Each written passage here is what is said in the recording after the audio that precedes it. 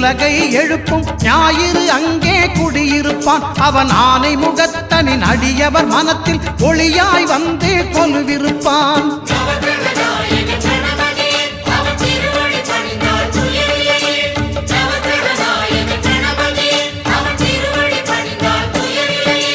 ஒன்பது கோளும் ஒன்றாய் காண அங்கு கற்பகம் என்னும் கடவுளின் மெய்யில்